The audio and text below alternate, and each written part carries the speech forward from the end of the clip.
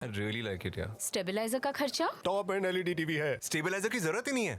अच्छा, फिर तो उसकी जरूरत पड़ेगी। इतनी महंगी टीवी लेकर स्टेबलाइजर नहीं लोगे तो फिर प्रार्थना की जरूरत तो पड़ेगी ही ना। सिर्फ एक फ्लक्चुएशन आपकी महंगी एलईडी टीवी के पार्ट्स को डैमेज कर सकता है। उसे सुरक्षित रखें वी गार्ड स्टेबलाइजर के साथ। V Guard, India's number 1 stabiliser. Car garage network great, claim cover great, price wait वाह, प्राइस भी great. Tata AIG car insurance, trusted नाम, फैंटास्टिक नाम। हम बाइकर्स हैं अलग इस दुनिया से भी।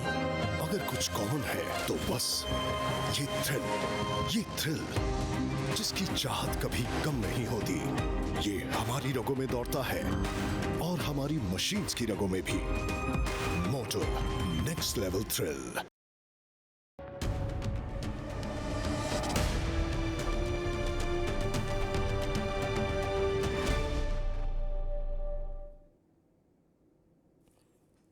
सामान्य समझ ये कहती है कि राजस्थान, मध्य प्रदेश और छत्तीसगढ़ में चुनाव हो, उसके नतीजे आने हो तो उत्तर प्रदेश में काहे को हंगामा हो।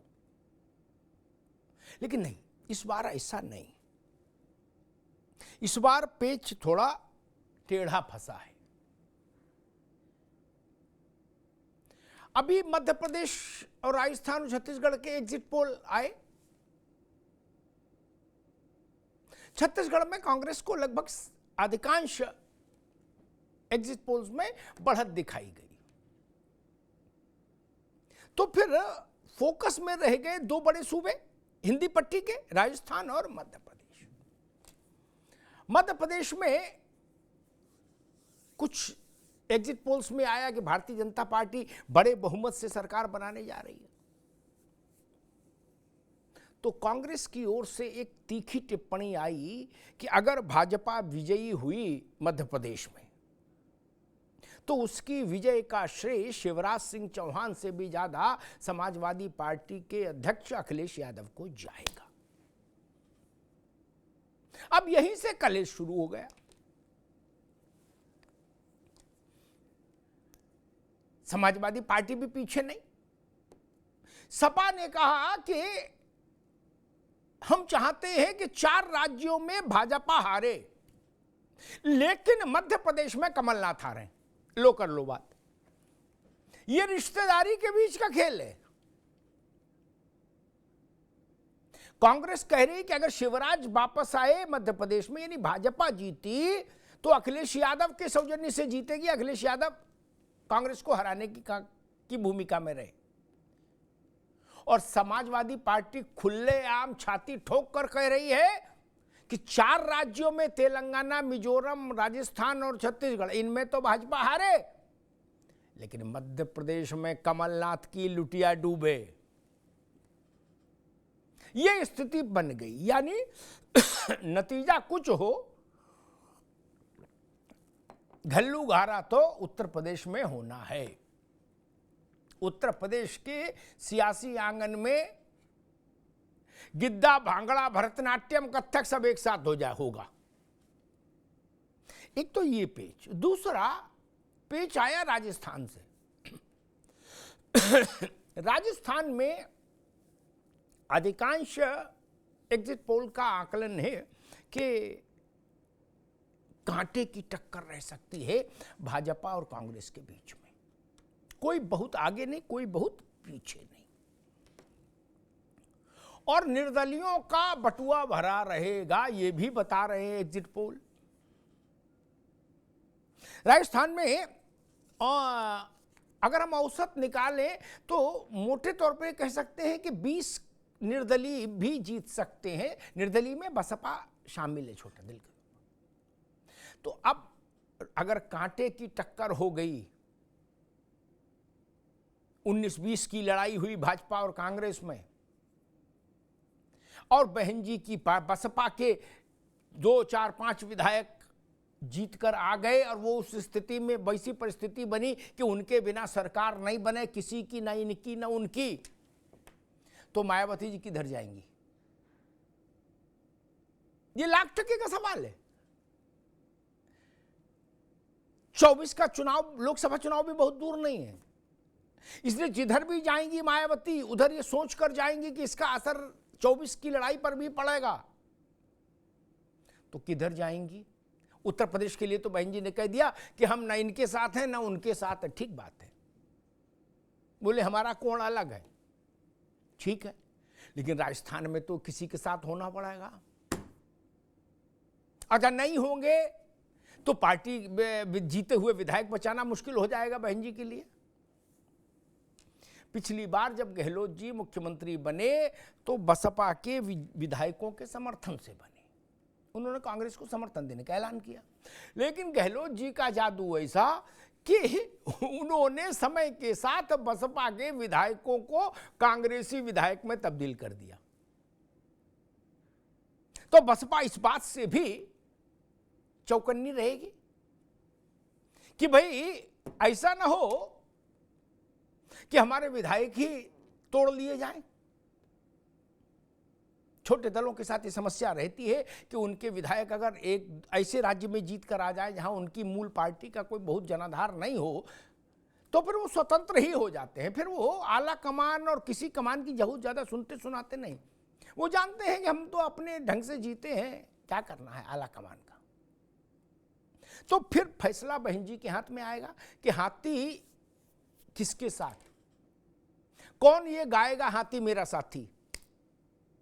फिर हो सकता सत्ता का रास्ता वहीं से निकले राजस्थान में।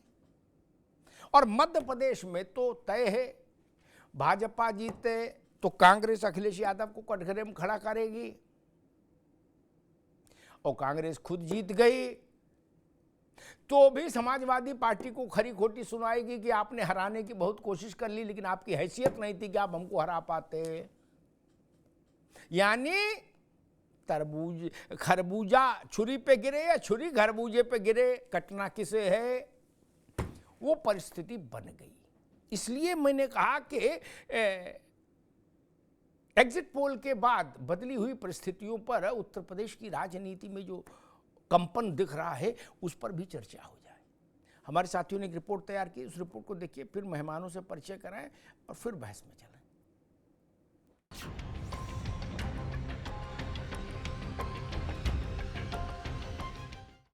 4-5 एग्जिट पोल आए और हर एग्जिट पोल अलहदा नतीजे दिखा रहा है। भारतीय जनता पार्टी 3 राज्यों में निश्चित तौर से सरकार बना रही है। 5 राज्यों के विधानसभा चुनाव के परिणाम सामने आने में वैसे तो अभी 2 दिन का समय बाकी है, लेकिन इधर एग्जिट पोल के आंकड़ों के बाद विपक्षी खेमे में नए सियासी संग्राम की सुगबुगाहट का शोर सुनाई देने लगा है। कांग्रेस नेता प्रमोद कृष्णम के मुताबिक अगर मध्य प्रदेश में कांग्रेस हारी तो अखिलेश यादव उसका कारण होंगे। अगर मध्य प्रदेश में भाजपा की सरकार बनती है तो उसका श्रेय शिवराज सिंह चौहान से ज्यादा अखिलेश यादव जी को मिलेगा। यानी एग्जिट पोल के नतीजे आने के बाद अब सियासत का पारा चढ़ना शुरू हो गया है। वैसे भी मध्य प्रदेश की चुनावी बिसात पर सपा और कांग्रेस में छिड़ी महाभारत का नतीजा ये हुआ, 7 सीट के बदले मध्य प्रदेश में अखिलेश यादव ने 70 सीटों पर अपने उम्मीदवार उतारे। ऐसे में सवाल ये भी उठ रहा है कि सपा खुद भले ही न जीते लेकिन कांग्रेस का खेल तो बिगाड़ ही देगी। मध्य प्रदेश में सीट और सत्ता का आंकड़ा जहां बड़ा है, वहीं राजस्थान के रण में हार जीत का समीकरण बेहद करीब दिख रहा है। यहाँ निर्दलियों के साथ साथ बसपा पर भी सबकी नजर जमी है। राजस्थान में सपा ने तो कोई उम्मीदवार नहीं उतारा, लेकिन बसपा ने आक्रामक चुनावी अभियान के साथ यहाँ 46 उम्मीदवारों के साथ ताल ठोकी है। ऐसे में बसपा पर भी सबकी नजर जमी है। पिछली बार कांग्रेस से अपने विधायक गंवा चुकी बसपा इस बार बेहद सतर्क है। हालांकि कांग्रेस कह रही है कि सीधा है मुकाबला, कोई किंग मेकर नहीं होगा। 4-5 एग्जिट पोल आए और हर एग्जिट पोल अलहदा नतीजे दिखा रहा है। तो किस एग्जिट पोल पे आप भरोसा करेंगे, किसे मानेंगे ये सही है ये गलत है? मध्य प्रदेश में कोई बीजेपी को दिखा रहा है तो कोई हमें दिखा रहा है, राजस्थान में कोई बीजेपी दिखा रहा है तो कोई हमें दिखा रहा है। अलबत्ता छत्तीसगढ़ और तेलंगाना में करीब सारे एग्जिट पोल दिखा रहे हैं कि कांग्रेस की सरकार बनेगी। सही नतीजों के लिए तो हमें 3 तारीख का इंतजार करना ही पड़ेगा। 2024 के चुनाव से पहले 5 राज्यों की ये चुनाव परिणाम वैसे तो 24 का सेमीफाइनल कहे जा रहे हैं। दांव और दावों के बीच बीजेपी का जोश हाई है। भारतीय जनता पार्टी 3 राज्यों में निश्चित तौर से सरकार बना रही है। एग्जिट पोल और एक्चुअल रिजल्ट जो है उसके बीच का अंतर जो हम लोगों को फीडबैक है पार्टी का, कार्यकर्ताओं का, वह फीडबैक यही है कि हमारी सरकार मध्य प्रदेश में, राजस्थान में, छत्तीसगढ़ में बनने जा रही है। तेलंगाना और मिजोरम में भारतीय जनता पार्टी इतिहास का अपने जब से तेलंगाना बना है या जब से मिजोरम में हमने चुनाव लड़ना शुरू किया तब से अब तक की सबसे बड़ी विजय प्राप्त करेगी। बहरहाल 3 दिसंबर को आने वाले चुनाव परिणाम से पहले विपक्ष के खेमे में जहां आरोप प्रत्यारोप का सामान सजता दिख रहा है, मध्य प्रदेश में महाभारत का सबब रहे अखिलेश और कांग्रेस में कलेश अभी बाकी है। क्योंकि अगर कांग्रेस हारी तो ठीकरा अखिलेश यादव पर फूटेगा और अगर जीती तो जीत के जश्न में भी अखिलेश यादव पर तंज का ताज सजाया जाएगा। वहीं राजस्थान के रण में हाथी की चाल भी देखने लायक होगी। ऐसे में सवाल यही है कि 5 राज्यों का चुनाव परिणाम विपक्ष में होगा नया संग्राम। सवाल ये भी है कि इस परिणाम का असर 2024 की कठिन करेगा डगर। I really like it यार। स्टेबलाइजर का खर्चा? टॉप एंड एलईडी टीवी है, स्टेबलाइजर की जरूरत ही नहीं है। अच्छा, फिर तो उसकी जरूरत पड़ेगी। इतनी महंगी टीवी लेकर स्टेबलाइजर नहीं लोगे तो फिर प्रार्थना की जरूरत तो पड़ेगी ही ना। सिर्फ एक फ्लक्चुएशन आपकी महंगी एलईडी टीवी के पार्ट्स को डैमेज कर सकता है। उसे सुरक्षित रखें वी गार्ड स्टेबलाइजर के साथ। V Guard, India's number 1 stabiliser. Car garage network great, claim cover great, price wait वाह, प्राइस भी great. Tata AIG car insurance, trusted नाम, फैंटास्टिक नाम। हम बाइकर्स हैं अलग इस दुनिया से भी। अगर कुछ कॉमन है तो बस ये थ्रिल जिसकी चाहत कभी कम नहीं होती। ये हमारी रगों में दौड़ता है और हमारी मशीन्स की रगों में भी। मोटो नेक्स्ट लेवल थ्रिल। इन सब दांवपेच से 24 के लिए जो गठबंधन हुआ है, इंडिया गठबंधन, उसकी इम्यूनिटी पर क्या और कितना असर पड़ेगा, ये भी मसला बड़ा है। ये तूतू मेमे का जो नया अध्याय शुरू हुआ है, इससे INDIA के इम्यूनिटी सिस्टम पर कितना नेगेटिव असर पड़ेगा, इसको भी जांचना परखना जरूरी हो जाएगा। मेहमानों साहब का परिचय करा दे। एहसन सिंह साहब हैं, भारतीय जनता पार्टी प्रवक्ता। एहसन सिंह जी का स्वागत है। कीर्तिनिधि पांडे जी हैं, समाजवादी पार्टी के प्रवक्ता। कीर्तिनिधि जी का बहुत स्वागत है। राज शर्मा साहब हैं, कांग्रेस के नेता। राज शर्मा जी का बहुत बहुत स्वागत है। नावेद शिकोह जी हैं, राजनीतिक विश्लेषक। नावेद जी का बहुत स्वागत। नावेद जी, वो घड़ी आ गई जिसका सबको इंतजार था,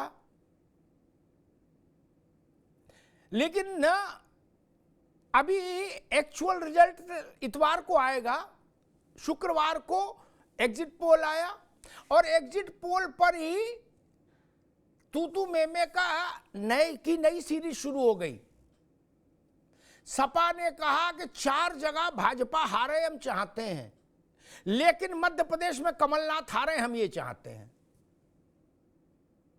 कांग्रेस ने कहा कि अगर शिवराज जीते, भाजपा जीती मध्य प्रदेश में, तो सारा श्रेय अखिलेश यादव को जाएगा। नावेद को। और दूसरी तरफ राजस्थान में कांटे की लड़ाई, 40-45 सिपाही मायावती जी ने भी उतारे हैं मैदान में।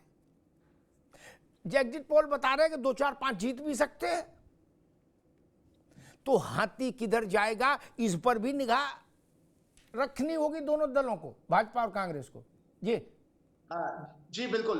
देखिए, बहुत दिनों से ये बात चल रही थी, खासतौर से इंडिया गठबंधन के जो समर्थक हैं और इंडिया गठबंधन के साथी लगातार कह रहे थे कि 3 तारीख के बाद परिस्थितियां बहुत अच्छी हो जाएंगी, हम सब मिलजुल कर भाजपा को चुनौती देंगे। लेकिन अभी जो एग्जिट पोल आए हैं और चुनाव के बाद जो अभी आसार और बयान नजर आ रहे हैं, उससे ये लग रहा है कि 3 तारीख के बाद एक नई महाभारत शुरू हो सकती है और गठबंधन मजबूत होने के बजाय एक बार फिर बिखराव की तरफ बढ़ सकता है। क्योंकि जैसा कि आपने कहा कि मध्य प्रदेश अभी एग्जिट पोल में, हालांकि कांग्रेस के लिए आशाजनक खबर है। 2 राज्यों में वो जीतती हुई दिखाई दे रही है और 2 राज्यों में करीब बीच की स्थिति है और कुछ कहा नहीं जा सकता है। लेकिन मध्य प्रदेश में ज्यादातर एग्जिट पोल जो है भारतीय जनता पार्टी को प्रचंड बहुमत से जिता रहे हैं, जबकि मध्य प्रदेश के बारे में कहा जा रहा था कि कांग्रेस का एक जीता हुआ राज्य है, बड़ा जनाधार है।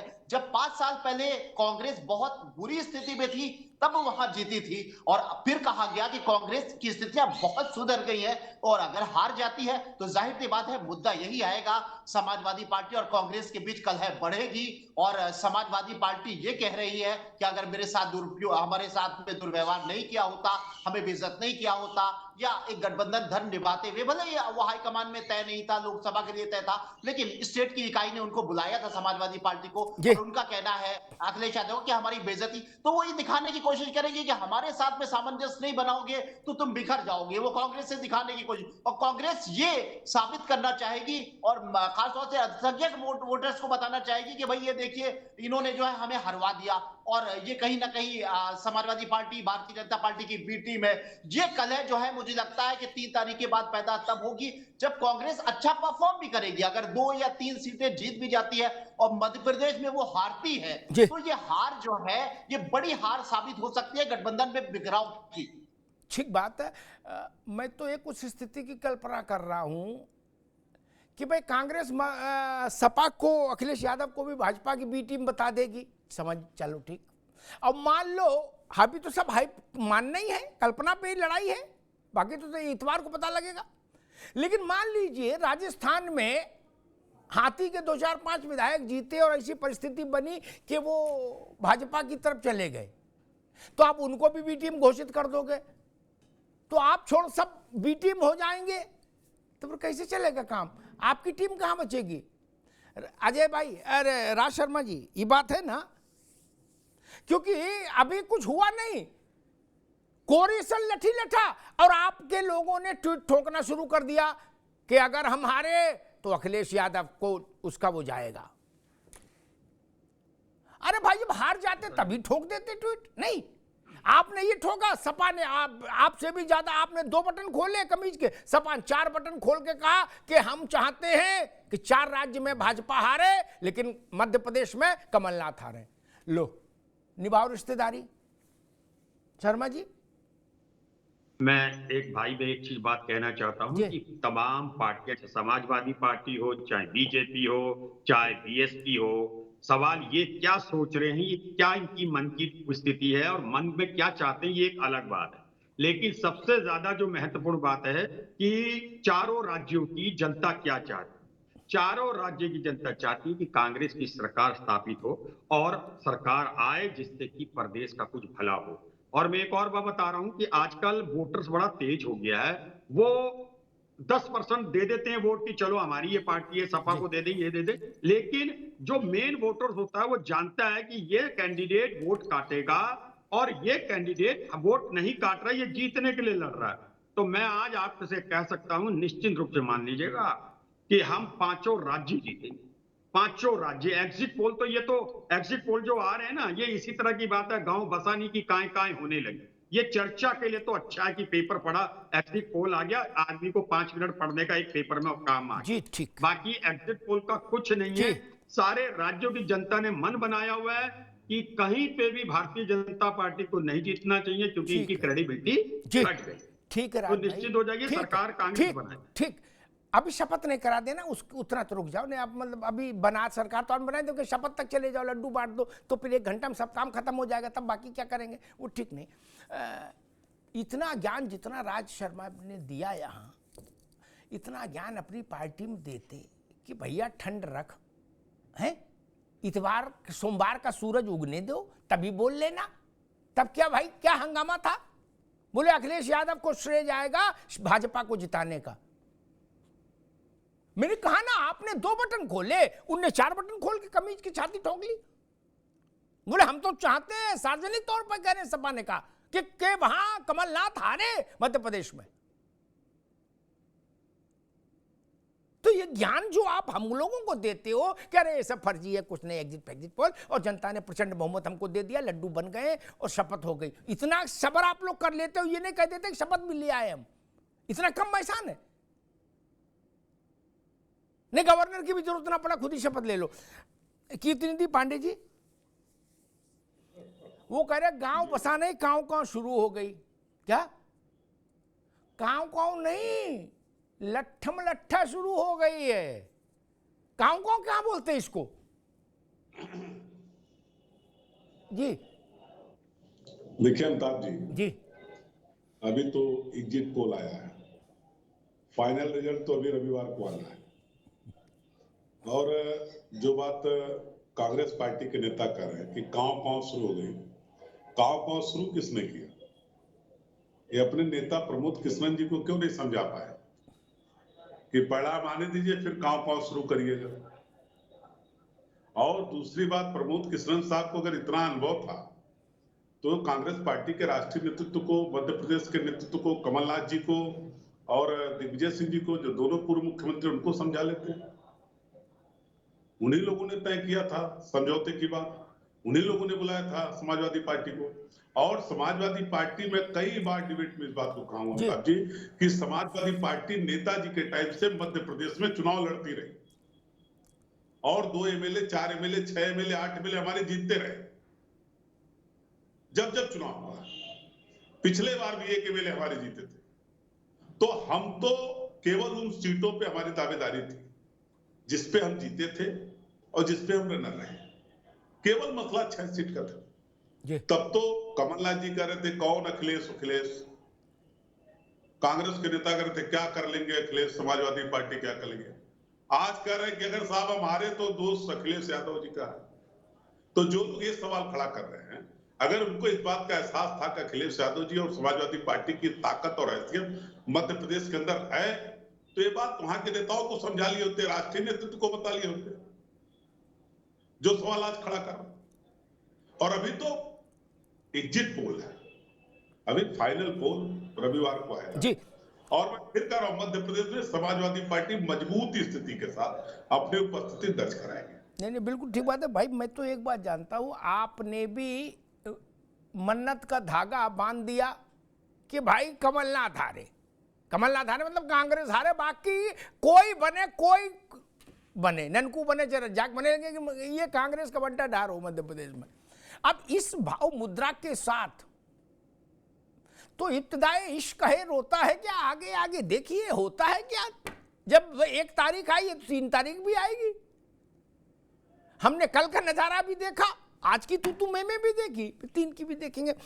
एसएन सिंह साहब, मध्य प्रदेश में तो चलो आपका ज्यादा लोचा नहीं है, या तो बम्पर बहना हो जाएगा, लाडली बहना से बम्पर बहना हो जाएगा, और जो प्रोजेक्शन है उस हिसाब से आप की सरकार आ जाएगी। लेकिन राजस्थान में पेच फंसता दिख रहा है सारे एग्जिट पोल्स में। कोई भी एग्जिट पोल ये नहीं कह रहा कि ये 15 रहेंगे और वो 25 रहेंगे, कोई नहीं कह रहा। सब कह रहे हैं 19 और 20 की लड़ाई है। और 19 और 20 में राजस्थान में निर्दलीय महत्वपूर्ण है, इसका भी इंडिकेशन मिल रहा। पिछली बार भी महत्वपूर्ण थे। गहलोत जी की सरकार भी तभी बन पाई जब बसपा का समर्थन हुआ। यह अलग बात है, उन्होंने बाद में बसपा के एमएलए को कांग्रेसी कर दिया। तो जरूरत आपको भी पड़ सकती है राजस्थान में बहन जी की। हालांकि उत्तर प्रदेश में उन्होंने कल ही दोपहर में ही आपके लिए एक खुशखबरी भेज दी थी, रसमलाई ना सही लेकिन मोतीचूर के लड्डू तो मान ही लो उनको भी, कि भाई हम भी अलग चुनाव लड़ेंगे, उत्तर प्रदेश में टाल ठोकेंगे। आपके मुस्कुराने भर के लिए इतना काफी था। सिंह साहब। अमिताभ जी देखिए, मध्य प्रदेश, राजस्थान, छत्तीसगढ़, तीनों जगह भारतीय जनता पार्टी की पूर्ण बहुमत की सरकार बन रही है। और ये जो चुनाव था वो 2 गारंटियों का चुनाव था। एक भारतीय जनता पार्टी का गारंटी थी, आदरणीय प्रधानमंत्री जी की गारंटी थी, और एक गारंटी कांग्रेस की थी, भ्रष्टाचार की गारंटी। छत्तीसगढ़ मध्य प्रदेश से सटा हुआ राज्य है, देखिए वहां भ्रष्टाचार की जो गारंटी थी वो गोबर से लेकर और गेम घोटाले तक की गारंटी थी। राजस्थान में भी डिप्टी सीएम वहां के तमाम मंत्री भी आरोप सरकार पर लगा चुके थे। और भारतीय जनता पार्टी की जो गारंटी थी, आदरणीय प्रधानमंत्री जी की गारंटी की भाजपा जो कहती है प्रधानमंत्री जी के नेतृत्व में होता है, वो चाहे 370 की गारंटी थी, राम जन्मभूमि की गारंटी थी, या किसान सम्मान निधि देने की गारंटी थी, और मध्य प्रदेश में तो लाडली लक्ष्मी योजना, लाडली बहना योजना, मतलब सारी बहनें अगर भाई मान रही हैं, शिवराज सिंह जी को मामा मान रही हैं, तो निश्चित तौर पे भारतीय जनता पार्टी की जीत होनी तय थी। तो मुझे लगता है कि अमिताभ जी, सबसे बड़ी बात होती है कि जनता विश्वास किस पर करती है। जी। जनता विश्वास उस पर करती है जिसमें अस्पष्टता होती है। चाहे आप कोई वस्तु भी खरीदने जाएंगे, वो तय होना चाहिए कि ये है क्या।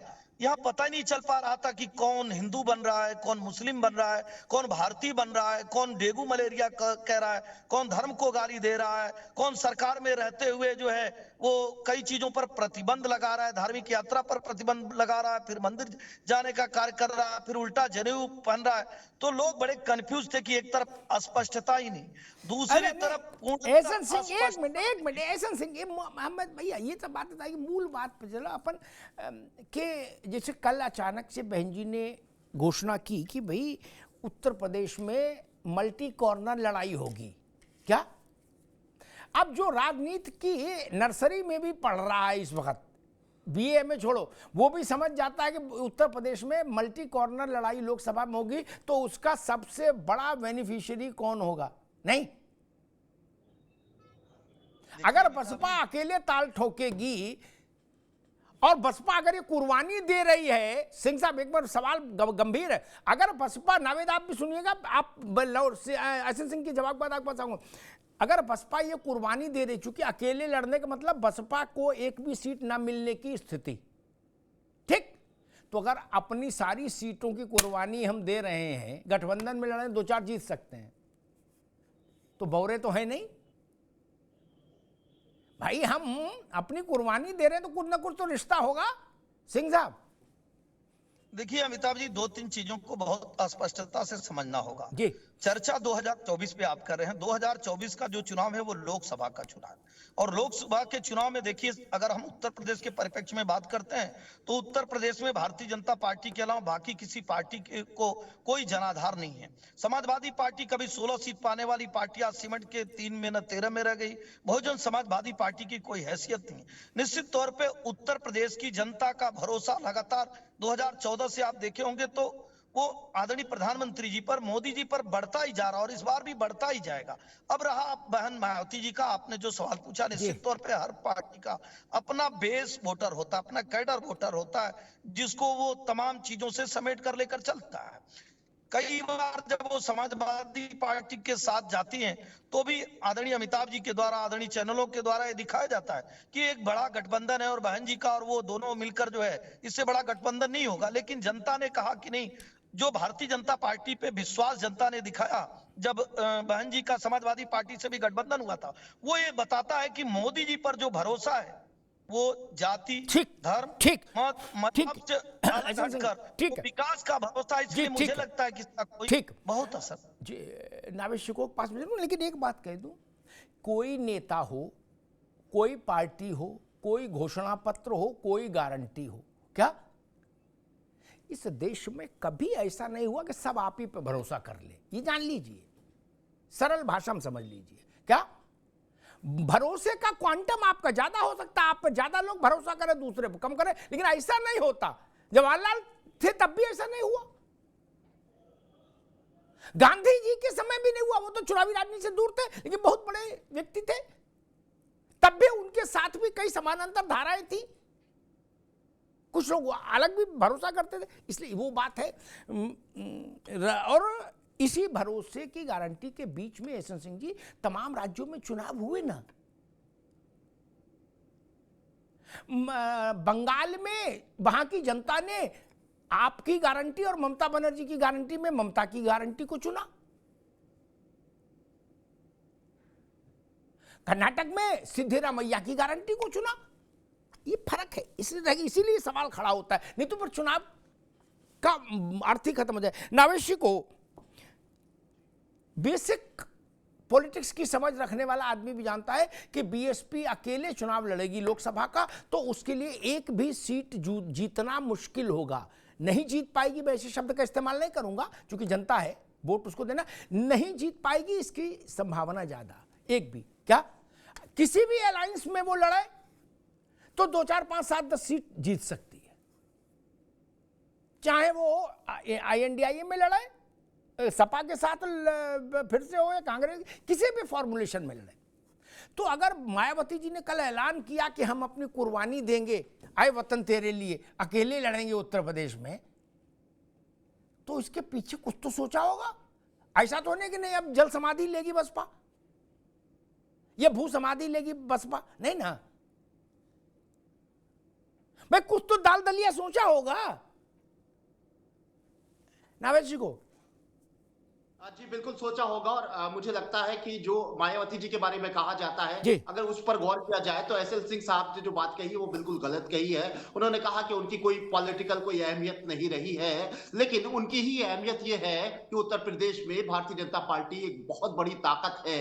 वही अहमियत है जिसने भाजपा को बड़ी ताकत बनाया है। जैसा कि आरोप लगते हैं बसपा के बारे में कहा जाता है कि परदेश के पीछे से वो भारतीय जनता पार्टी को मदद करती है, और यही एक फैक्टर है कि त्रिकोणीय मुकाबला अगर होता है तो वन मैन शो चलेगा भारतीय जनता पार्टी का और 80 की 80 सीट जीत सकती है। ये बिल्कुल आपने सही कहा कि एक बहुत ही बच्चा भी ये बात कहता है, विषय को तो छोड़ दीजिए। और अगर वो इस तरह के फैसले ले रही हैं तो इसका मतलब भारतीय जनता पार्टी को एक बड़ा फायदा होने वाला है। वो गठबंधन में अगर नहीं आती है, इंडिया के साथ नहीं आती है, तो जाहिर सी बात है कि ये बात सही है ना कि बसपा जीत पाएगी, सपा के लिए भी मुश्किल हो जाएगी और कांग्रेस के लिए भी मुश्किल हो जाएगी, और भाजपा के दोनों हाथों में लड्डू होंगे। इसलिए भारतीय जनता पार्टी का यह कहना गलत है कि बसपा की कोई अहमियत ही नहीं है। बसपा की अहमियत है, तभी भारतीय जनता पार्टी की उत्तर प्रदेश में बहुत बड़ी अहमियत है। मैं बहुत कम समय में एक इंपॉर्टेंट बात कह दूं, जो मुद्दा आपका है कि राजस्थान में अगर स्थिति ये बनती है कि कांग्रेस और बीजेपी 2-4 सीटों से की मदद से बसपा के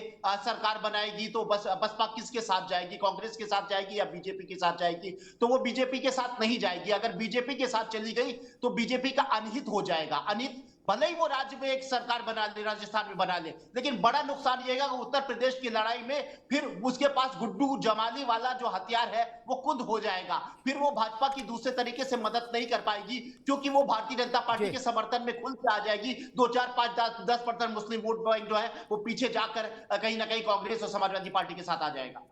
नावेद ने बहुत महत्वपूर्ण बात कही है और इस बात में दम है।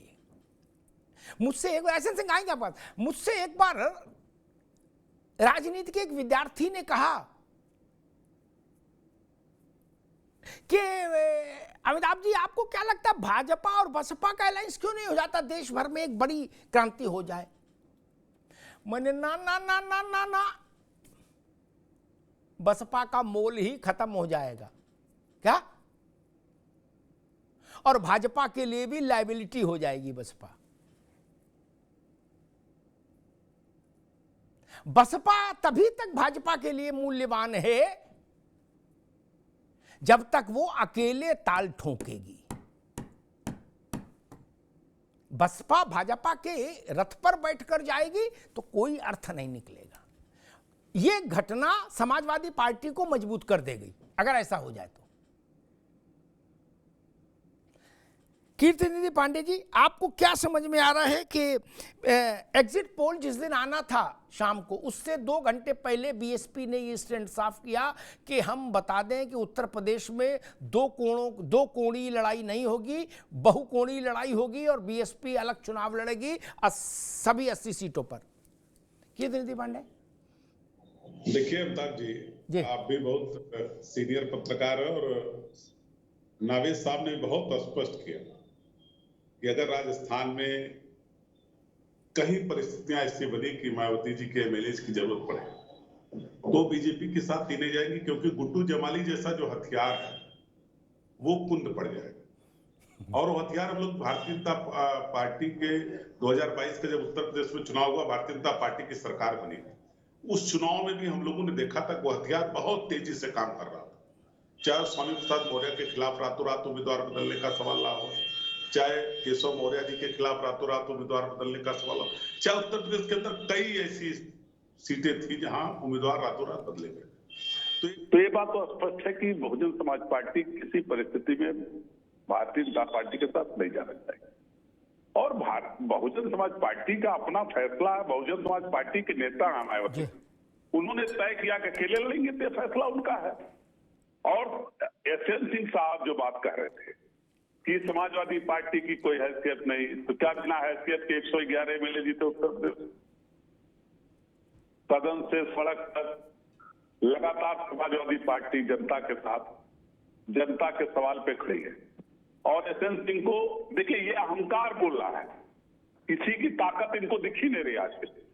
और जिस प्रधानमंत्री जी के चेहरे की बात कर कमता जी, आपने उस पर सवाल जरूर दिया, लेकिन सवाल है कि उसी प्रधानमंत्री के चेहरे पे हिमाचल लड़े, उसी प्रधानमंत्री के चेहरे पे कर्नाटक लड़े, उसी प्रधानमंत्री के चेहरे पे बंगाल लड़े और सब हारे। और 3 तारीख को परिणाम आएगा राजस्थान प्रधानमंत्री के चेहरे पे, छत्तीसगढ़ प्रधानमंत्री के चेहरे पर, मध्य प्रदेश प्रधानमंत्री के चेहरे पे, तेलंगाना प्रधानमंत्री के चेहरे पे और मिजोरम भी प्रधानमंत्री के चेहरे। परिणाम बताएगा प्रधानमंत्री जी कितने लोकप्रिय। इन 5 राज्यों में प्रधानमंत्री जी की लोकप्रियता का परिणाम आए थे। और तब एसएन सिंह साहब कहेंगे ये हार वहां के लोकल नेताओं की है, ये हार वहां के जो पूर्व मुख्यमंत्री उनकी है, प्रधानमंत्री जी का नहीं है। तो एसएन सिंह साहब उस दिन भी तैयार रहे कहने के लिए कि वो हार भी प्रधानमंत्री। एसएन सिंह साहब, ये तर्कपूर्ण सवाल है जो कीर्ति निधि पांडे जी उठा रहे कि अगर परिणाम अच्छे आए तो लड्डू खाइए आप और दूसरों को खिलाइए, और मान लो अच्छे नहीं आए, चूंकि मैं वैसे टाइप का आदमी नहीं कि मान के लूंगी नहीं अच्छा ही आएगा ना, जब तक मैं परिणाम नहीं देख लेता मैं किसी के लिए ऐसी नहीं कहता। मान लीजिए अच्छे नहीं आए तो इनका ये सवाल जीवित हो जाएगा कि आपने कहा कि हमारी गारंटी पर देश को भरोसा है, हर राज्य को भरोसा है। क्या अमिताभ, तब अगर परिणाम नहीं आया तब उसकी जिम्मेदारी स्थानीय नेतृत्व की होगी। ये कह के कि विधानसभा का चुनाव है लोकल लीडर्स पर जाता है, या केंद्रीय नेतृत्व की होगी। एसएन सिंह साहब। अमिताभ जी देखिए, मैं 10 सेकंड देंगे, मैं 20 सेकंड का जवाब देता हूं। देखिए हमारे सिको साहब ने कहा, निश्चित तौर पे सिको साहब शायद सुने नहीं हो या चीजों को नहीं समझ पाए हो। मैंने कहा कि सभी पार्टियों का अपना एक बेस वोट होता है, कैडर वोट होता है, लेकिन जो पुराने चुनाव हुए उसमें बहुजन समाजवादी पार्टी जो एक बड़ी पार्टी थी, जब समाजवादी पार्टी से मिलकर लड़ी तब गठबंधन नहीं हो सकता है। लेकिन 2014 से उत्तर प्रदेश नहीं देश में एक नया परिवर्तन आया है कि लोग जाति धर्म मत मजहब पार्टी से ऊपर उठकर मोदी जी पर विश्वास करते हैं और मोदी जी को वोट करते हैं। इस नाते जो रामपुर, केवल आजमगढ़ की बात नहीं, हमारे मित्र की भी कीर्ति निधि जी की भी बता दूं, रामपुर में जहां एमवाई फैक्टर और कौन कौन से फैक्टर आजमगढ़ और रामपुर में भी लगाते थे, वो भी ध्वस्त हो गया, सहारनपुर में ध्वस्त हो गया, देवबंद में भी ध्वस्त हो गया, क्योंकि ये जनता जनार्दन है और जनता वोट करती है। पहली बात। दूसरी बात अमिताभ जी मैं कहूंगा, निश्चित तौर पे आदरणीय प्रधानमंत्री जी के बारे में जो आपने पूछा, आदरणीय प्रधानमंत्री जी के नेतृत्व में भारतीय जनता पार्टी ने जिस तरह से कई राज्यों में देश में सरकार बनाई, ये सब लोग जानते हैं कि आदरणीय प्रधानमंत्री जी के नेतृत्व में ही 2014 का चुनाव लड़ा गया, आदरणीय प्रधानमंत्री जी के नेतृत्व में 2019 का चुनाव लड़ा गया, आदरणीय प्रधानमंत्री जी के नेतृत्व में ही 2024 का चुनाव लड़ा जाएगा।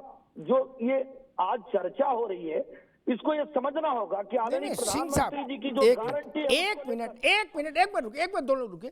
I really like it, yeah. Stabiliser का खर्चा? टॉप एंड एलईडी टीवी है, स्टेबलाइजर की जरूरत ही नहीं है। अच्छा, फिर तो उसकी जरूरत पड़ेगी। इतनी महंगी टीवी लेकर स्टेबलाइजर नहीं लोगे तो फिर प्रार्थना की जरूरत तो पड़ेगी ही ना। सिर्फ एक फ्लक्चुएशन आपकी महंगी एलईडी टीवी के पार्ट्स को डैमेज कर सकता है। उसे सुरक्षित रखें वी गार्ड स्टेबलाइजर के साथ। V Guard, India's number 1 stabiliser. Car garage network great, claim cover great, price wait वाह, प्राइस भी great. Tata AIG car insurance, trusted नाम, फैंटास्टिक नाम। हम बाइकर्स हैं अलग इस दुनिया से भी। अगर कुछ कॉमन है तो बस ये थ्रिल जिसकी चाहत कभी कम नहीं होती। ये हमारी रगों में दौड़ता है और हमारी मशीन्स की रगों में भी। मोटो नेक्स्ट लेवल थ्रिल। सवाल उनका ये था कीर्ति निधि का कि अगर परिणाम आपके अनुकूल नहीं आया तो इसका जिम्मा दिल्ली के सर जाएगा कि भोपाल, जयपुर और रायपुर के सर जाएगा, वो ये पूछ रहे हैं। अमिताभ जी, दो चीजें स्पष्टता से समझ लीजिए जी। जो व्यक्ति युद्ध लड़ रहा हो और राजनीति के योद्धा, दोनों को नकारात्मक बात नहीं करनी चाहिए। अंतिम समय तक ये सिखाया जाता है। राजनीति की परिभाषा भी यही करती है और युद्ध की भी परिभाषा यही करती है। अंतिम समय तक कोई भी परिवर्तन हो सकता है। जीत जीत और जीत, निश्चित तौर पे विश्वास होना चाहिए। हमने जो विकास के कार्य किए हैं उसके नाते अरे छोड़ो विकास भाई, अरे रुक जाओ महाराज, विकास रुक जाओ। मैं राज शर्मा जी के पास चलूं, लेकिन एक बात कहूंगा, युद्ध समाप्त हो गया, युद्ध समाप्त हो गया, अब नहीं युद्ध हो रहा है, सूर्यास्त हो गया है अब तो, अब युद्ध कहां है? अब एक सेकंड रुक जाओ भाई, सब लोग धैर्य रखो। अब एक वोट भी कीर्तन अभी एक वोट भी कम ज्यादा नहीं कर सकते, सब लोग जोर लगा लो तो भी। क्या युद्ध खत्म हो गया, रिजल्ट आ गया, रिजल्ट बक्से में बंद है, बक्सा खुलना है, अब तो खुल के बोलो सही सही। नहीं, इतवार को बहुत दूर है, इतवार को कहां भागोगे? चाहे ये हो चाहे वो हो, कहां भागोगे भाई? तब तो सवाल उठेगा ना, इसलिए मैंने कहा बहुत दूर नहीं, इसलिए अब लंबी बात नहीं हो सकती। अब तो बिल्कुल ये 2020 वाला मैच हो गया, टेस्ट मैच भी नहीं रहा। एक सेकंड दीदी, मैं राज शर्मा से भी टिप्पणी ले लूं फिर आपको। राज जी, मसला ये कि 24 दूर नहीं, और उससे पहले गठबंधन में मध्य प्रदेश की फांस उत्तर प्रदेश में खटास पैदा कर जाएगी।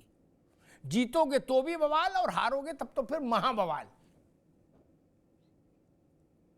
चूंकि आपके नेताओं को भी मतलब भाई ऐसा नहीं कि वो कोई बहुत संत प्रवृत्ति के हैं, वो भी आड़ा तिरछा बोलते ही बोलते हैं, मानते नहीं है।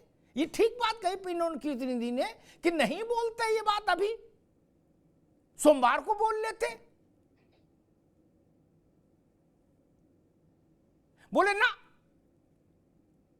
अब चिकोटी काटोगे तो ये सपा है, ये चिकोटी काटने में मुक्का मारते हैं। क्या ये पहलवानों की पार्टी है? राज शर्मा जी जी, मैं एक बात कहना चाहता हूं जी। आप यहाँ पे ऐसी कोई बात नहीं, मेरा अपना व्यक्तिगत मानना है कि किसी भी नेता को पहले सोचना चाहिए तब बोलना चाहिए, बोल के नहीं सोचना चाहिए, चाहे वो किसी भी पार्टी के। लेकिन मैं आपने अभी एक नाम उच्चारण किया था किसी ननकू, तो मैं एक बात कहता हूं, भारतीय जनता पार्टी की जो स्थिति है 5 राज्यों में उस गांव के उस ननकू की तरह है, जो चौपाल में बैठ के हर घर की बातें करता है, हर घर के ड्राइंग रूम को झांकता है। लेकिन अफसोस है कि कभी सड़क मेन दरवाजे में आके ननकू ने अपने घर को नहीं देखा। अगर ननकू अपने घर को देख ले, अगर ननकू अपने घर को देख ले तो समझ लीजिए देश को भी बर्बाद होने से बचा लेगा, अपने घर को भी बचा लेगा। मैं बहुत स्पष्ट कह रहा हूं। अभी आप कह रहे थे कर्नाटक का जब चुनाव का डिक्लेयर हो रहा था, टीवी पे चल रहा था कांग्रेस आगे चल रही, आपने उस दिन नरेंद्र मोदी जी का फोटो टीवी में क्यों नहीं चलवाया? बस हिमाचल जब हार रहे थे आपने नड्डा साहब का क्यों चलवाया? आप भाई, ये एहसन सिंह जी की पार्टी है, ये उस जोक की तरह है जो चिपक जाए छुड़ाने पे खून निकालती है। तो देश की जनता जान गई 9.5 साल में जो इन्होंने देश का जो खून चूतिया मेरे जैसे साधारण गरीब इंसान का, कभी दुनिया में किसी ने नहीं चूसा। ये जो दूसरी पार्टियों को, विपक्षियों को कहते हैं ना, ये काम नहीं कर रहे हैं, ये सिर्फ लड़ाने में लगे। सपा लड़ जाए, कांग्रेस लड़ जाए, बीएसपी कुछ बयान दे दे। मैं फिर इसलिए कहता हूं कि बड़े नेताओं को पहले सोच लें, अगर संयम बरतेंगे बीजेपी का सफाया तो तय है। और आज एहसन सिंह साहब, भैया रुक जाइए राज शर्मा, एक बार राज शर्मा एक रुक जाइए। एहसन सिंह, मैं आपको उत्तर देने का अवसर पूरा दूंगा। राज शर्मा जी ने बड़े गंभीर आरोप लगाए, लेकिन मैं एक बात कहूं कि इधर वाले भी आज ये ना बोलो कि हमारे खिलाफ जो चुनाव लड़े सबका सफाया हो जाएगा, और कांग्रेस को भी नहीं बोलना चाहिए, उसको तो और डबल नहीं बोलना चाहिए। भाजपा की इम्यूनिटी तब भी अच्छी है, कांग्रेस की इम्यूनिटी तो कमजोर है, उसको तो कतई नहीं बोलना चाहिए कि सबका सफाया होने जा रहा है ना। अब कितने दिन, कोई बहुत समय बचा है, घंटों में रिजल्ट आएगा, 48 घंटे में तो खेल खत्म हो जाएगा। आज ऐसा ना बोलो मित्र, नहीं उस दिन जवाब देना मुश्किल हो जाए। एहसन सिंह साहब, उन्होंने कुछ आरोप लगाए और वो कांग्रेस कह रही है कि भाजपा, एक से सुन लो, कि भाजपा हर के घर के ड्राइंग रूम की पूरी खबर रखती है और चौराहे पे बताती है, लेकिन अपने घर के अंदर झन्ने झांक के देखती है। अमिताभ जी देखिए जी, एक तो मुझे न्यूज 18 जाना होगा, तो इसके बाद मैं जाऊंगा, जी तो जी जी माफी, ताकि जी, किसी जी, को जी, बुरा जी, ना लगे। अब जी, मैं अपने मित्र के बारे में बताता हूँ। दरअसल जो जैसी पढ़ाई किया होता है, जिस भाषा की, जिस चीज की, अगर आप रामायण नहीं पढ़े हैं तो कैसे चौपाई पढ़ेंगे? तो जैसा कार्य वो करते रहते हैं, देश से लेकर विदेशों में भारत के लोकतंत्र को गाली देना, भारत में लोकतंत्र जिंदा ही नहीं, बेशक आप हिमाचल कर्नाटक जीत जाएं, बेशक आप जो यात्रा निकालें उसमें जो लोकतंत्र के विरोधी हैं उनको साथ लेकर चलें, जो गाय जलाए, जो किसी धर्म को गाली दे, लेकिन मैं उस पर नहीं जाता हूँ।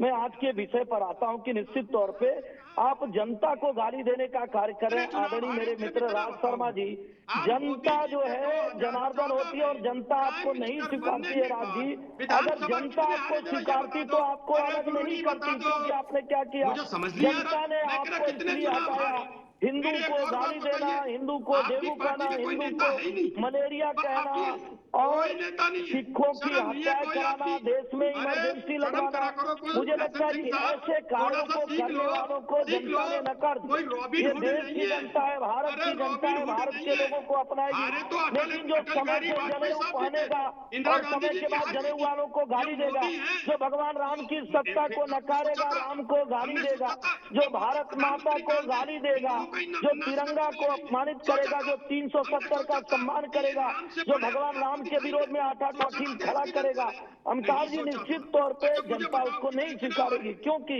जनता जनार्दन होती है और भारत की जनता तो भारत के लोगों को पसंद करेगी। आपको कौन देगा? सिखों की हत्या करा देंगे, देश के संसाधनों पे एक का अधिकार बना देंगे, गुरुकुल बंद कराने का कार्य करेंगे, लव जिहाद के विरोध में खड़े नहीं होंगे, धर्म परिवर्तन का विरोध नहीं करेंगे, ऐसे नहीं करेंगे तो भारत के लोग तो पूछेंगे देश में भारतीय जनता पार्टी की सरकार की गारंटी आवाज देने की, हम आवाज दिए। 13 करोड़ लोग गरीबी रेखा से बाहर, भारतीय जनता पार्टी की गारंटी। निश्चित तौर पे इस गारंटी के नाते अमिताभ जी, लोग भारतीय जनता पार्टी को अपनाते हैं और आगे भी भारतीय जनता पार्टी को अपनाएंगे। अब कांग्रेस अपने लड्डू का ऑर्डर कैंसिल कराए, रोने का कार्य करे, समाजवादी पार्टी को गाली दे, जनता को गाली दे, अमिताभ जी कौन इसको सुनने वाला है? क्योंकि सब लोगों ने इनका चरित्र देखा है। किसी एक धर्म का गला कट जाए नहीं बोलना है, एक धर्म की औरतें एक धर्म का आबरू लूट जाए नहीं बोलना है, धर्मांतरण पे नहीं बोलना है, लव जिहाद पर नहीं बोलना है। तो ऐसा कार्य करेंगे तो निश्चित तौर पे अमिताभ जी ठीक, अभी रुकना होगा, ठीक, सिंह साहब रुकना होगा, राज शर्मा जी रुकना होगा। नाविश को क्या ऐसी स्थिति आ सकती है उत्तर प्रदेश में लोकसभा चुनाव में कि बसपा और कांग्रेस दोनों अलग अलग चुनाव लड़े, यानी 4 दल चुनाव लड़े, आरएलडी साइकिल के साथ रहेगी, Samajwadi, BJP, BSP and Congress चारों अलग अलग चुनाव लड़े? क्या ऐसी स्थिति भी दिख रही है आपको? जो बयान आ रहे हैं नेताओं के, खासतौर से उत्तर प्रदेश के नेताओं से, तो यही लग रहा है। और जो सबसे महत्वपूर्ण बात है जो आपने अभी तक जिक्र नहीं किया, कि अखिलेश यादव एग्जिट पोल से पहले दक्षिण भारत के राज्यों में जा रहे हैं और वीपी सिंह की मूर्ति का अनावरण कर रहे हैं। वो थर्ड फ्रंट के जो एक संकेत है, वो एक बड़ा एक फैक्टर है, क्योंकि कांग्रेस अगर नहीं मानी या कांग्रेस के बीच तलाक होता है खुल के, तो उसके बाद जो थर्ड फ्रंट है, वो थर्ड फ्रंट आप राष्ट्रव्यापी तरीके से जरूर बना लो, लेकिन यूपी का उसका क्या महत्व आप मान सकते हो? और उत्तर प्रदेश में ये सारे दल, विपक्षी दल अलग अलग लड़ेंगे तो सब जीरो पे आ जाएंगे। ये बार बार कहा जा रहा है, बच्चा भी। और वो थर्ड फ्रंट का बहाना करके कहीं ना कहीं अखिलेश यादव अगर अलग थलग पड़ जाते हैं, कांग्रेस अलग हो जाती है, बसपा आने को राजी नहीं है, तो जाहिर सी बात है बल्ले बल्ले है कांग्रेस उसकी भारतीय जनता पार्टी की, और बहुत आसान हो जाएगा चुनाव पूरे देश का, क्योंकि उत्तर प्रदेश में बहुत सारी सीटें। मैं एक महत्वपूर्ण बात कहना चाहता हूं, 2-3 चीजें हैं।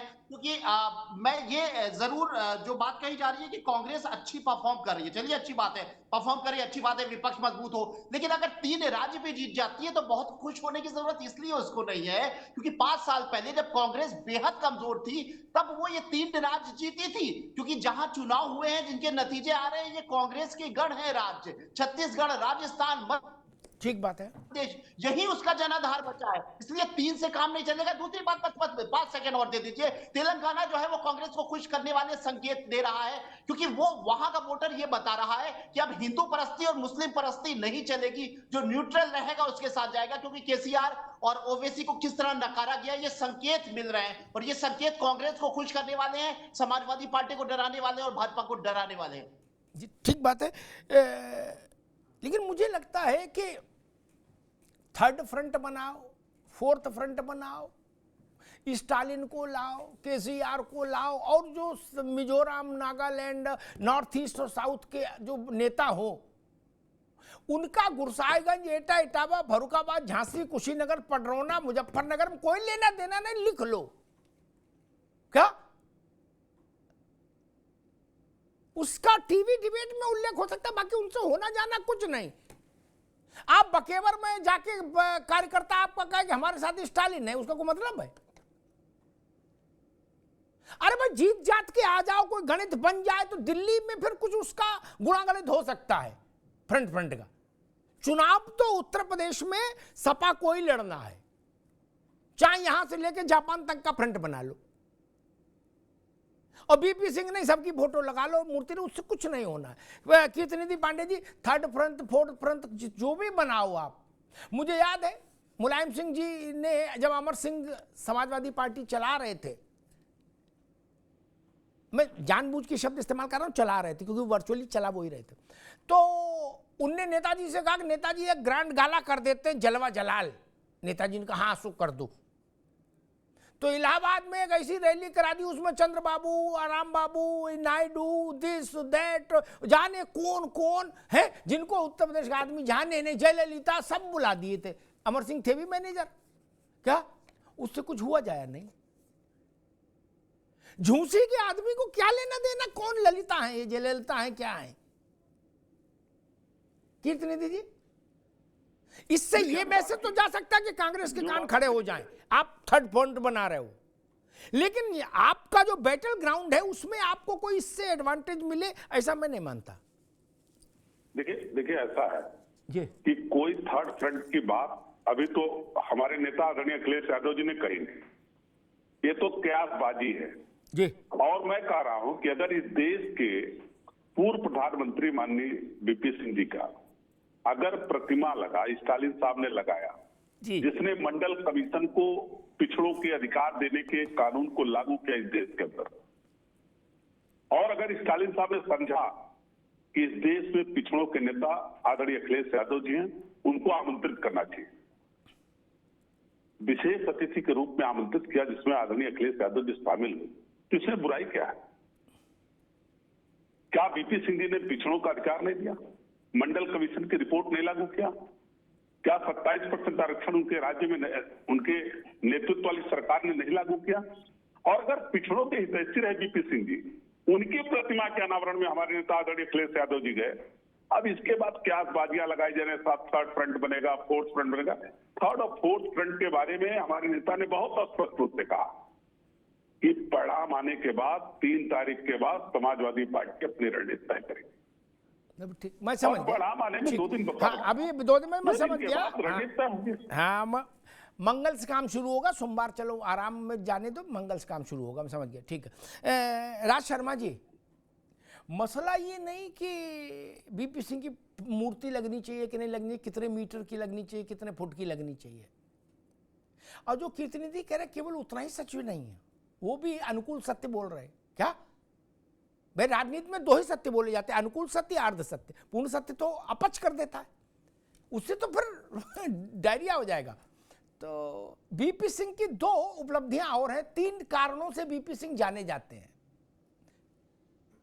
मैंने एक पत्रकार के नाते बीपी सिंह को बहुत विस्तार से कवर किया, ठीक है ना, घंटों घंटों सत्संग, इसलिए मैंने बीपी सिंह को समझने की कोशिश की। वो 3 चीजों के लिए जाने जाते हैं, मंडल, बाबा साहब को भारत रत्न देने के लिए, और तीसरा राजीव गांधी को चोर कहने के लिए। क्या? 3 बातों के लिए बीपी सिंह जाने जाते हैं। क्या? 2 बातें तो आप चलो पचा भी लो कि भाई बीपी सिंह ने मंडल, उनको भीमराव अंबेडकर साहब को भारत रत्न दिया, चलो ठीक है, अच्छा किया। बोले मंडल लागू किया, बोले ठीक है। लेकिन उन्होंने जो तीसरा काम किया था वो भी तो है। ऐसा नहीं हो सकता कि 2 का चले काम और तीसरा काम की चर्चा ना हो। विश्वनाथ प्रताप सिंह की चर्चा होगी तो इन तीनों चीजों की चर्चा होगी। नावेद गलत तो नहीं कहा? और तीसरा मामला तो बड़ा खतरनाक है। जो बीपी सिंह ने बोला गांधी परिवार के लिए, वो तो किसी ने नहीं बोला था देश में कभी। आपके किसी राजनीतिक विरोधी ने ऐसा तो नहीं बोला था सीधे। क्या? जो बीपी सिंह ने बोला, और वो हमें तो याद है, वो अपने अचकन से एक पर्ची निकालते थे, कहते थे इसमें राजीव गांधी का उसका नंबर लिखा है विदेशी खाते का। बाद में जब वो प्रधानमंत्री पद से हट गए तो एक बार मैं उनसे मिला तो मैंने कहा कि राज साहब उसमें कुछ था क्या? तो हंसे ना। क्या? लेकिन गांधी परिवार के लिए उससे ज्यादा कष्टपूर्ण आरोप तो कोई रहा नहीं। राज जी, अब उन्हीं की मूर्ति लगा रही है, कह रहे कि क्यों नहीं लगनी चाहिए। राज शर्मा जी, देखिए, वो कहीं पे जाके एक चीज ये भी देखिए कि पूर्व प्रधानमंत्री रहे हैं हमारे देश के, और भारत का कोई व्यक्ति प्रधानमंत्री बने तो उसकी एक अपनी शख्सियत हो, और मैं नहीं समझता कि अगर उनकी कोई मूर्ति लग भी गई तो बी के प्रधानमंत्री लगने में कोई किसी को क्या दिक्कत होनी चाहिए। अब दिक्कत तो राजनीति में जब चाहो उठा लो, जीप जब जाए जिसकी पकड़ लो। लेकिन मेरे व्यक्तिगत तो मैं जहां तक सोचता हूं, क्योंकि फॉर्चुनेटली पढ़ा लिखा हूं अच्छा, किसी भी प्रधानमंत्री की मूर्ति कोई भी व्यक्ति, कोई भी पार्टी लगा सकता है, और राजनीति में कोई भी परमानेंसी दुश्मनी परमानेंसी नहीं होती, अस्थायी होती है। आज की कोई मेरे संग है, आज किसी के संग है, तो मैं नहीं समझता। प्रधानमंत्री को इज्जत मिलनी चाहिए। एक सेकंड और चाह रहा हूं, लेकिन बस फिर मैं एहसन सिंह साहब की तरफ चला जाऊंगा कि आप लोगों ने जो राजनीति को नीचे धरातल गंदगी में लाए कि हर व्यक्ति बच्चा बच्चा प्रधानमंत्री को गाली दे दे, प्रधानमंत्री पूर्व प्रधानमंत्री की वाइफ को गाली दे दे, ऐसा चलन कभी नहीं चला था, भूतो न भविष्य थी। इसीलिए आप लोगों का अब ताबुक में आखिरी कील ठोकने का समय आ गया। मैं सही बता रहा हूँ। ठीक 9 सालों में बहुत गिरा दिया आपने। ठीक है, तो अब तो ये केवल अगरबत्ती जलाने का समय है, उत्तेजना का नहीं। अब तो प्रार्थना का समय है। प्रार्थना करिए, जिस भगवान को मानते हो उसी को अगरबत्ती दिखाइए। नावेद, मेरे मन में बार बार एक मासूम सवाल आता जब मैंने सारे अखबारों में विज्ञापन देखा स्टालिन का कि अखिलेश जी जाएंगे और बड़ी मूर्ति लगेगी राजा मांडा की। सब बात ठीक है, लगनी चाहिए, उन्होंने बड़ा अच्छा काम किया। देश के जो बात हमारे राज भाई कह रहे, देश के पूर्व प्रधानमंत्री हैं, सारे प्रधानमंत्रियों की लगाओ, गुजराल देवीगौड़ा सबकी लगाओ। देवीगौड़ा तो अभी जीवित हैं, घूम ही रहे, उनको ही कोई नमस्ते नहीं कर रहा, वो भी प्रधानमंत्री रहे हैं। क्या उनको भी कोई नमस्ते नहीं कर रहा? कर छोड़ो, उनके लड़के का बिजली चोरी का मुकदमे में और अंदर मुकदमा और कर दिया उसके, बताइए, वो पूर्व प्रधानमंत्री। खैर छोड़िए, इन्हीं की सरकार, ये राज भाई की, ये बता रहे कि सारे पूर्व प्रधानमंत्रियों को चरण धो के सुबह पीना चाहिए, उनके सबको सम्मान करना चाहिए। देवीगौड़ा का बुढ़ापा खराब कर रहे हैं।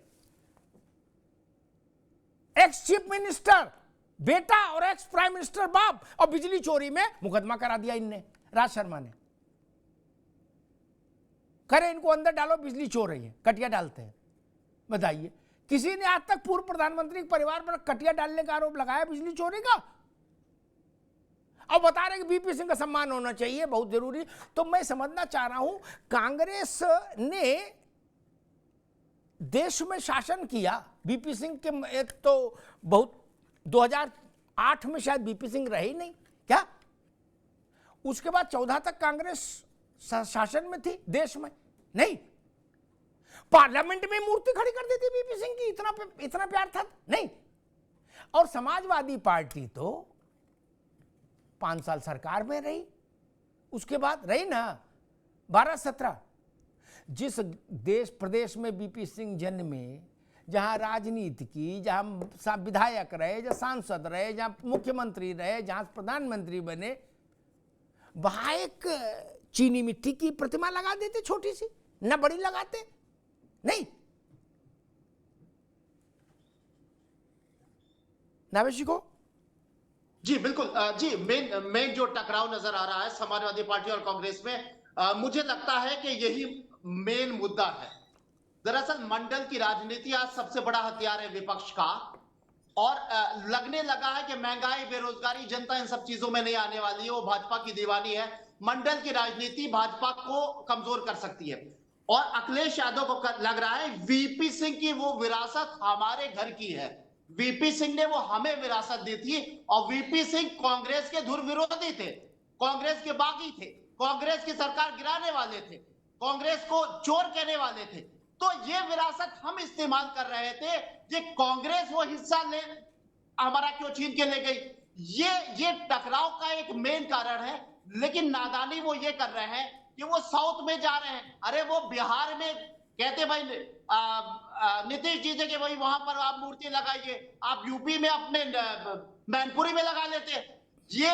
और आज के समय में, इतने नाजुक समय में, समाजवादी पार्टी और कांग्रेस अगर मिलके मंडल की सियासत करती तो सचमुच कहीं ना कहीं भाजपा कमजोर हो सकती थी। लेकिन ये आपस में इतना लड़ रहे हैं, तो ये मंडल के लिए और आरक्षण के लिए लड़ेंगे कैसे? ठीक बात नावेद भाई। जब बीपी सिंह राजनीति में सक्रिय थे, चमत्कार कर रहे थे, अखिलेश जी उस वक्त राजनीति में नहीं होंगे मेरे ख्याल से, और होंगे भी तो बिल्कुल नवागंतुक होंगे, ठीक है ना, बहुत छोटे रहे होंगे। उनके पिताजी थे मुख्य भूमिका में, है ना। उधर से लालू यादव थे, ठीक। ऐसा तो नहीं लालू यादव भूल गए नीतीश को कि बीपी सिंह कौन है, क्या उनको सब याद है। वो मूर्ति नहीं लगा लेते ना जी ना। मुलायम सिंह ने भी क्यों नहीं लगाई मूर्ति? लालू यादव और मुलायम सिंह दोनों ने बीपी सिंह का फोटो भी कभी नहीं लगाया, इसलिए कि इनका फोटो लगाएंगे तो ये कहना पड़ेगा ये पिछड़ों के मसीहा है, तो हम क्या हैं? उन्हें ना इनको संदूक में रखो, इनकी फोटो हटाओ। बीपी सिंह का जन्मदिन और जयंती कभी मनाई हो तो हमको बता दें, लालू ने या इधर मुलायम सिंह जी ने, कभी नहीं, नेवर।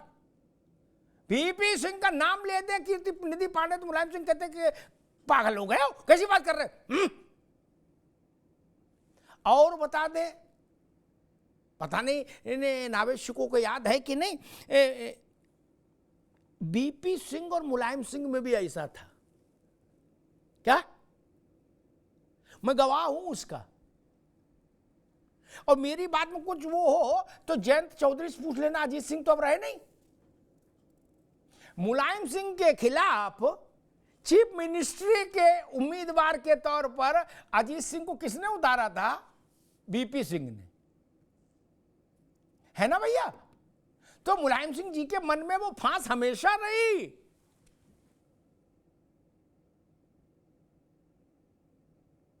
और एक प्रसंग है, हल्ला बोल चल रहा था, मुलायम सिंह जी चीफ मिनिस्टर थे, नावेद आपके काम आएगा कभी लखनऊ में चर्चा में। उत्तर प्रदेश के और देश के एक बड़े मीडिया हाउस के मालिकों के गिरफ्तारी के वारंट इशू कर दिए मुलायम सिंह जी ने, याद है ना? ये बवाल मच गया। राजा मांडा प्राइम मिनिस्टर थे, मुफ्ती मोहम्मद सईद देश के गृह मंत्री थे। सुन लो पांडे जी, आगे बड़ी काम की चीज है ये, ऐसे प्रसंग काम आते हैं जीवन में। तो राजा मांडा से कहा गया कि भाई जान छुड़ाओ, मुलायम सिंह को बोलो। उनने कहा हम नहीं बोलेंगे ना। मुफ्ती सईद से कहा कि आप बोल दो। क्या? मुलायम सिंह जानते थे कि मुफ्ती सईद का यूपी से क्या लेना देना है, विश्वनाथ प्रताप मुफ्ती सईद से कहलवा रहे हैं। उनने कहा कि सईद साहब आप अपने काम से काम रखो। ये जवाब था देश के गृह मंत्री को। क्या? आप अपने काम से काम रखो, टेलीफोन रख दो, हम देख लेंगे हमें क्या करना। फिर जोर पड़ा कि भाई इनकी नहीं चल रही है गृह मंत्री की, उनका नाम मुलायम सिंह है। तो भारत के प्रधानमंत्री स्वर्गीय विश्वनाथ प्रताप सिंह को उत्तर प्रदेश के तत्कालीन मुख्यमंत्री मुलायम सिंह जी को खुद फोन करना पड़ा। क्या? और अनुरोध करना पड़ा, तब जाके जान बची नावेश को। इसलिए ये थोड़ा चौंकाता है अपनापा, क्योंकि पिछले दृष्टांत थोड़े हैं। खैर वो आज का विषय नहीं। मैं ये बात जरूर कहूंगा कि उसका उल्लेख नाविशिकों ने भी किया। मध्य प्रदेश, छत्तीसगढ़, राजस्थान, अगर आप मान लीजिए हम 1% माने कांग्रेस जीत गई तीनों, तब भी 18 में आप ये कर चुके हो। यही समय था जब आप 3 राज्य जीते थे, यही क्रोनोलॉजी थी। उसके कुछ ही महीने बाद लोकसभा हुआ, वहां 100% सीटें बीजेपी ले गई लगभग, नहीं तो 95% तो ले गई। इसलिए वो कोई शिखर नहीं है आपका ना, चमत्कार नहीं है। लेकिन अगर ऐसा नहीं हुआ तो आपके मनोबल पर असर पड़ेगा। और चलिए मनोबल भी छोड़िए, आपके गठबंधन को जब बड़ी लड़ाई में लोकसभा के उतरना है तो उसमें इन राज्यों के समीकरणों के हिसाब से तू में तो नहीं होनी चाहिए थी। और अगर तू में होगी तो उसका लाभ बाय डिफॉल्ट भाजपा को मिलेगा ही मिलेगा, आपको अच्छा लगे चाहे खराब लगे। मैं आज एक बात कहता हूं, अखिलेश यादव, मायावती जी, कांग्रेस और भाजपा अगर 4 अलग अलग लोकसभा चुनाव में चारों दल उतरे तो भाजपा उत्तर प्रदेश में भूतो न भविष्यति वाली सफलता प्राप्त करेगी। लिख लीजिए मेरी बात, लिख लीजिए। अब जिसका स्टेक बड़ा हो वो झुके और कोशिश करे कि चीजें न बिखरे। समाजवादी पार्टी का लोकसभा के चुनाव में स्टेक इतना बड़ा नहीं है। नावेशी को गलत तो नहीं कह रहा। अरे भाई 4 जीत जाएंगे एमपी या 8 जीत जाए, उससे क्या फर्क पड़ेगा बताओ। मान लीजिए 4 एमपी जीत जाएंगे, 8 जीत जाएंगे तो इटावा में कलेक्टर इनके कहने से लग जाएगा? नहीं ना। फर्रुखाबाद के कप्तान इनके कहने से बदल जाएगा? नहीं ना। जसवंत नगर का सीओ भी तो नहीं बदलेगा कहने से, तब उससे क्या फायदा नुकसान बताओ। इन्हें तो 27 में लड़ाई लड़नी है, 24 में तो ये मजा लेंगे कांग्रेस का। राज शर्मा जी बड़ी बात है, 24 में ये मजा लेंगे, इनका इम्तिहान होगा 27 में। ये पर्चा आपका है, इनका नहीं है, समाजवादी पार्टी का। और बहन जी तो आत्म बलिदान की मुद्रा में आ गई हैं। क्या 80 उम्मीदवारों को उतारेंगी और 80 में 80 हार जाए फिर भी चेहरे पर शिकन नहीं, जो टास्क है वो पूरा हो। तब ऐसी कोई पार्टी आपने नहीं देखी होगी। ये बसपा का और कांशीराम जी के समय का एक स्टाइल है कि ठीक है 80 लड़ा देंगे, आपको 60 लड़ा देंगे। और पार्टी ये भी सोचती है भाई 80 लड़ाए तो 8 तो जीते, 4 तो जीते। उनकी सेहत पे उससे फर्क नहीं पड़ता। वो जानते हैं जब मेरे 10 जीते तो क्या हो गया, और जब 0 थे तो क्या हो गया। ऐसा नहीं था कि जब 0 उनकी लोकसभा में एक भी एमपी नहीं था। आखिरी बात कहता हूं, तो ऐसा नहीं था कि मायावती जी का गेट खुला रहता था कि राज शर्मा भी घूमते हुए चले गए, कीर्तिनिधि पांडे चले गए, या यशवंत सिंह या नवेद, तब भी गेट वैसे ही बंद रहता था क्या। और 10 हो गए तब भी नहीं खुला। ऐसा थोड़ी कि तब मायावती जी क्या कोई भी चाय पीने चला गया, बोले हमने कहा बहन जी से मिलने, ना जी। उनका जलवा जलाल वैसे ही है, तो क्या फर्क पड़ रहा है। स्टेक पर कांग्रेस लगी है, उसका रूप स्वरूप उत्तर प्रदेश के आंगन में क्या बनेगा, इसके लिए इतवार की शाम मुझे लगता है निर्णायक शाम होगी। एक छोटा सा विज्ञापन है, जरा देख लीजिए। I really like it यार। स्टेबलाइजर का खर्चा? टॉप एंड एलईडी टीवी है, स्टेबलाइजर की जरूरत ही नहीं है। अच्छा, फिर तो उसकी जरूरत पड़ेगी। इतनी महंगी टीवी लेकर स्टेबलाइजर नहीं लोगे तो फिर प्रार्थना की जरूरत तो पड़ेगी ही ना। सिर्फ एक फ्लक्चुएशन आपकी महंगी एलईडी टीवी के पार्ट्स को डैमेज कर सकता है। उसे सुरक्षित रखें वी गार्ड स्टेबलाइजर के साथ। V Guard, India's number 1 stabiliser. Car garage network great, claim cover great, price wait वाह, प्राइस भी great. Tata AIG car insurance, trusted नाम, फैंटास्टिक नाम। हम बाइकर्स हैं अलग, इस दुनिया से भी। अगर कुछ कॉमन है तो बस ये थ्रिल जिसकी चाहत कभी कम नहीं होती, ये हमारी रगों में दौड़ता है और हमारी मशीन्स की रगों में भी। मोटो नेक्स्ट लेवल थ्रिल। कांग्रेस को अपनी जय और पराजय दोनों में संयमित रहने का और अपने नेताओं को संयमित रखने का जतन करना होगा इन 5 राज्यों के चुनाव के बाद, परिणाम के बाद। ऐसी कोई टिप्पणी जो उनके गठबंधन में दरारें चौड़ी करे, कांग्रेस की सेहत के लिए घातक हो जाएगी। क्योंकि किसी भी रीजनल पार्टी का लोकसभा के चुनाव में निर्णायक स्टेक नहीं होता। 2 MP ज्यादा जीत जाएंगे, 2 कम जीत जाएंगे, उसकी दुनिया नहीं पलट रही। ममता बनर्जी के 4 सांसद कम आ जाएं तो क्या उनका बंगाल में शासन खत्म हो जाएगा? नहीं ना। बंगाल में फिर क्या दूसरी पार्टी की चलने लगेगी? नहीं ना। नवीन पटनायक के लिए उड़ीसा की राजगद्दी महत्वपूर्ण है। अखिलेश यादव के लिए उत्तर प्रदेश का विधानसभा चुनाव निर्णायक है। मायावती जी के लिए भी उत्तर प्रदेश का विधानसभा चुनाव महत्वपूर्ण होगा। लेकिन कांग्रेस के लिए लोकसभा का चुनाव महत्वपूर्ण है।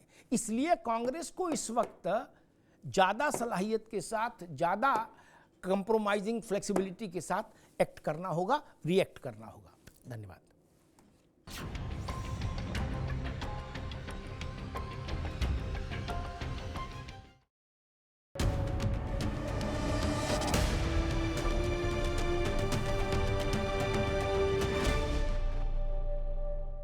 I really like it यार। स्टेबलाइजर का खर्चा? टॉप एंड LED टीवी है, स्टेबलाइजर की जरूरत ही नहीं है। अच्छा, फिर तो उसकी जरूरत पड़ेगी। इतनी महंगी टीवी लेकर स्टेबलाइजर नहीं लोगे तो फिर प्रार्थना की जरूरत तो पड़ेगी ही ना। सिर्फ एक फ्लक्चुएशन आपकी महंगी LED टीवी के पार्ट्स को डैमेज कर सकता है। उसे सुरक्षित रखें V-Guard स्टेबलाइजर के साथ। V-Guard, India's number 1 stabiliser. Car garage network great, claim cover great, price wait वाह, प्राइस भी great. Tata AIG car insurance, trusted नाम, फैंटास्टिक नाम। हम बाइकर्स हैं अलग इस दुनिया से भी। अगर कुछ कॉमन है तो बस ये थ्रिल जिसकी चाहत कभी कम नहीं होती, ये हमारी रगों में दौड़ता है और हमारी मशीन्स की रगों में भी। मोटो नेक्स्ट लेवल थ्रिल।